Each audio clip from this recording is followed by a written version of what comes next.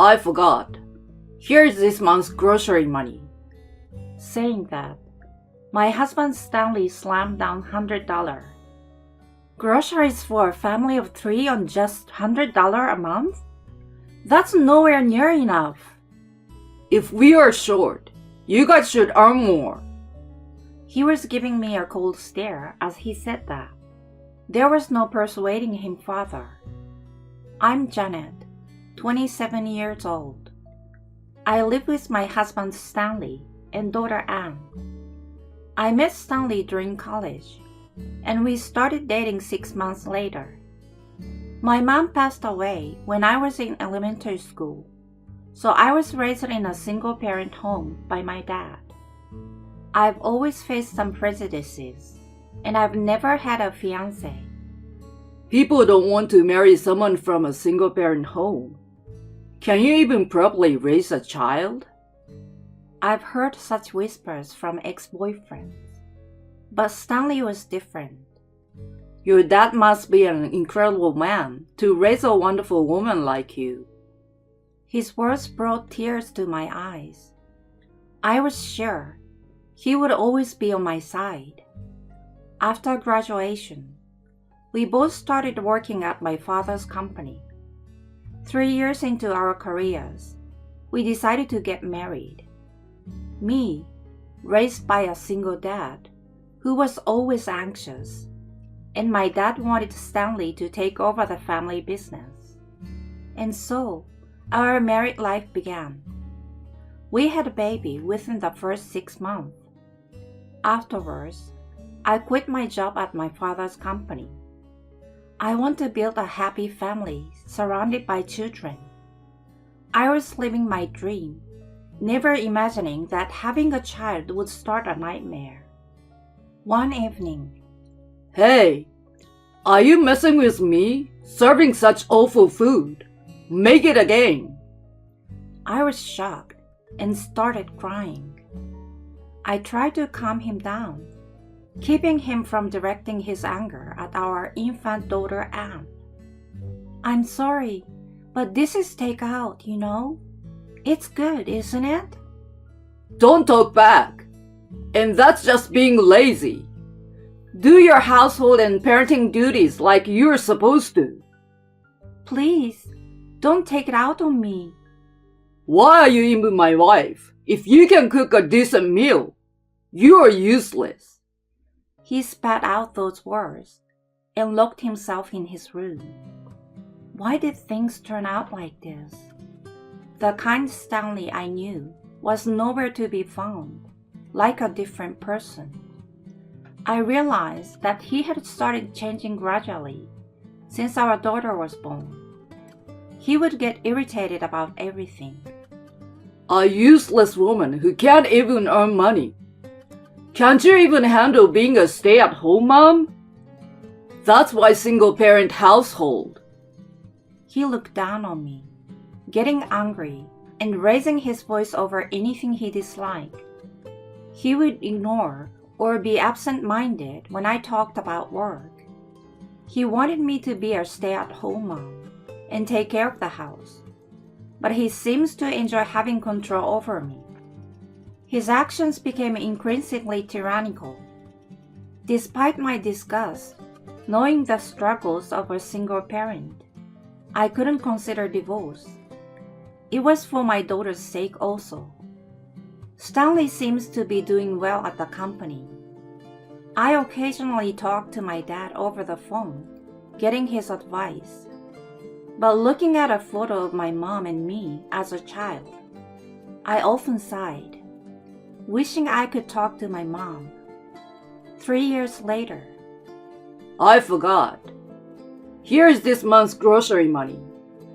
Saying that, my husband Stanley slammed down $100. Groceries for a family of 3 on just $100 a month? That's nowhere near enough. Where's the rest of the money? It's your job as a stay-at-home mom to manage and make do with it. You're always home. Use that idle brain to figure something out. Don't be ridiculous. Let me handle the finances. I have social obligations, so no way. It's basically just you and the kid. So $100 should be easy, right? That's just... With that, he left the room. Your dad must be a really great man to have raised a woman as wonderful as you. Where did that Stanley go? Or is this a real him? I've often thought about running away, but I couldn't do it, thinking of my daughter. The hardship of raising a child alone. Oh, if only Mom were here. I considered divorce several times, but my desire not to burden my daughter with being from a single-parent home always won. But I wasn't just passively accepting my situation. I repeatedly asked for more grocery money and secretly looked for work-from-home jobs and other employment. But with only $100 a month for groceries, I couldn't provide my daughter with proper meals. I was using my savings to supplement our grocery budget, but those savings were running out. I tried my best to provide nutritious meals for my daughter, but I couldn't keep up the impossible budget, and my health started to fail. Who would take care of my daughter if I collapsed? I thought. Maybe I should ask my dad for help. So I decided to call him. After our talk, I felt relieved and fell asleep deeply on the sofa.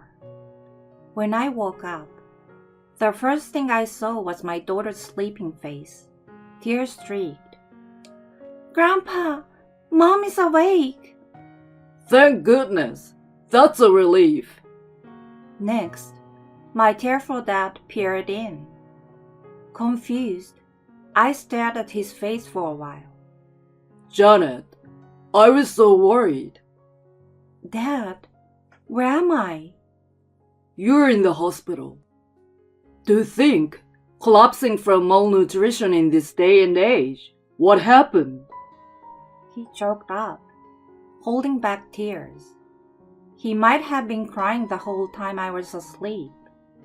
He has always been a bit of a crybaby. "I'm sorry for worrying you. But why are you here, Dad? What about work?" Don't you remember? You called me, asking for help. When I called back, Anne answered and told me you had collapsed. So I rushed over and called an ambulance. With that, my dad gently stroked my daughter's head. "Thanks, sweetie. You saved me by telling Grandpa." "I'm glad you're okay." She smiled proudly at my dad's praise. I never realized she had grown up to be so responsible. Maybe it's a case of learning from negative examples. While I was lost in thought, my dad asked worriedly, You have become so thin. What's been happening? Haven't you been eating properly? I tried to dodge the question, but gave in under this serious gaze. I opened up about everything with Stanley. So, that's what Stanley has been doing. Yeah, Why didn't you tell me everything? I didn't want to upset you, Dad. You were so happy about our marriage, and I just... My voice broke into tears, and my dad, holding my hand, was trembling with emotion as well. Janet, it hurts me more when you don't tell me these things. Hearing that, my tears flowed freely. Dad, I'm sorry. There's nothing to apologize for. I'm always on your side, no matter what. You can tell me anything, okay? Yeah. I wondered why I had endured so much.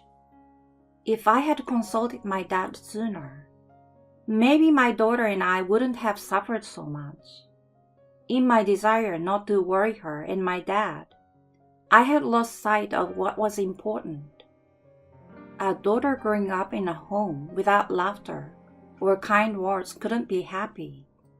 Seeing the change in me, My dad said he would make a phone call and stepped outside the room. After a while, he returned and we talked for about an hour. Then, Stanley arrived at the hospital. Hey, don't call my workplace with such nonsense. He entered the room angrily, but changed his demeanor when he saw my dad. Oh, sir. On the other hand, my dad remained calm, despite Stanley's typically unseen rough behavior. This is a hospital. Don't raise your voice. You will disturb others. But the reception at work got a call saying Janet got admitted, and it was just for malnutrition. I was the one who made that call. Is there a problem? You made the call? You embarrassed me in front of my colleagues to get a call for such a trivial thing. It was humiliating. Humiliating, huh? Compared to what you have done to my daughter, isn't that trivial? Stanley grew more agitated in front of my composed dad. Janet, what have you been blabbering about? Family matters should stay within the family. My dad protectively held my startled daughter as to shield her from the outburst, but Stanley was unconcerned. He probably didn't even notice. This time, he approached me aggressively, but I remained calm, perhaps because my dad and daughter were by my side. I confronted him with surprising firmness. What? Going to raise your hand at me? Whoa, getting bold today, aren't we? That sassy attitude. Before I could retort, my dad stepped in, confronting him. Stanley, before you yell at my daughter, don't you have something to say to me? What do you mean? He looked puzzled. My dad, visibly angry, but still calm, continued. I pay you a fair salary, yet you don't feed my daughter. Why is that? Where's the money going? Stanley fell silent, but then, what's there to be angry about? This is just discipline. No problem at all. By the way, when will the position of president be available?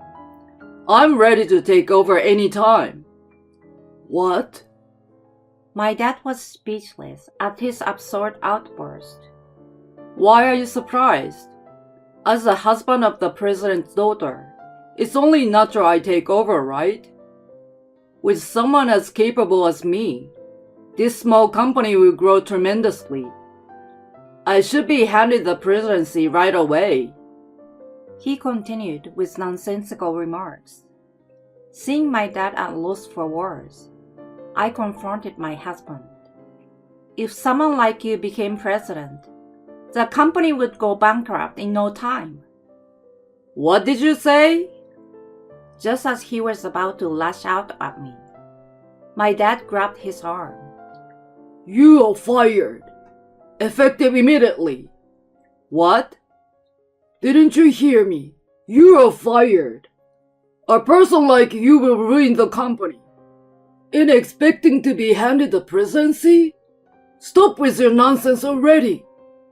Stanley, who was scolded fiercely by my dad for the first time, stood there with his mouth agape. I seized the moment to deliver the final blow. Let's get a divorce. I can't stand being with you anymore. It's bad for our daughter, and I don't want to burden my dad any further. Hearing my declaration of divorce, he retorted, What? If I can become president, what's the point of being married to someone like you? Excuse me? Your only appeal was being the boss's daughter. I married you because I wanted to be the successor. I was stunned by his unbelievable statement. I had thought he had changed, but perhaps he was always like this. Then, my dad opened the door and said, Please come in. Stanley's parents entered the room. Mom, Dad too? Why are you here? He became visibly flustered.